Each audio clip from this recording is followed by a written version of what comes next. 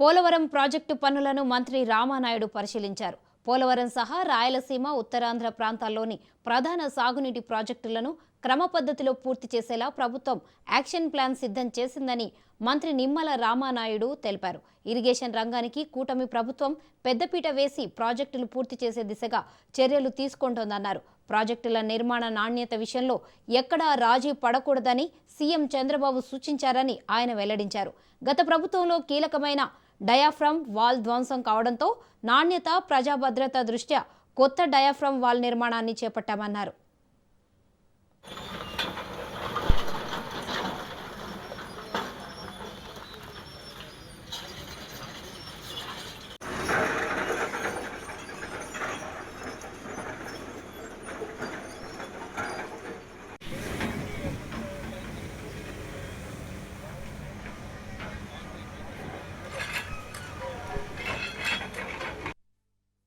మార్చేటువంటి project Polavaram project ఒక కరువు రహిత రాష్ట్రంగా మార్చేటువంటి ప్రాజెక్టు ఈ రాష్ట్రానికి ఒక వరం పోలవరం ప్రాజెక్టు. అటువంటి పోలవరం ప్రాజెక్టు ద్వారానే రేపటి భవిష్యత్తులో ప్రతి ఎకరం కూడా సస్యశ్యామలం అవుతుందనేటువంటి ఉద్దేశంతో గౌరవ ముఖ్యమంత్రి చంద్రబాబు నాయుడు గారు ఆనాడు 14-19లో 5 సంవత్సరాలు 72% ప్రతి సోమవారం పోలవరంగా మార్చుకుని పనులు పూర్తి చేస్తే మరి తర్వాత వచ్చినటువంటి ప్రభుత్వం 1924లో ఆ యొక్క పోలవరం ప్రాజెక్టుని విధ్వంసం చేసి డయాఫ్రమ్ వాల్ అయితే మొత్తం ధ్వంసం చేసి స్వయంగా పోలవరం ప్రాజెక్టుని మళ్ళీ చంద్రబాబు నాయుడు గారు పట్టాలెక్కించి మళ్ళీ ఈరోజు పోలవరం ప్రాజెక్టుకి ఒక దిశ విధంగా ఒక షెడ్యూల్ని రేపు 2027 కల్లా పూర్తి చేయాలనే లక్ష్యంతో ఆయన ఇప్పటికే పోలవరం ప్రాజెక్టుని మరి 3 సార్లు స్వయంగా ఫీల్డ్ విజిట్కి వచ్చి ఇక్కడ రివ్యూ చేసి ప్రతి 10 రోజులకు ఒకసారి సెక్రటరీలో రివ్యూ చేసుకుంటూ ఈ పనుల్ని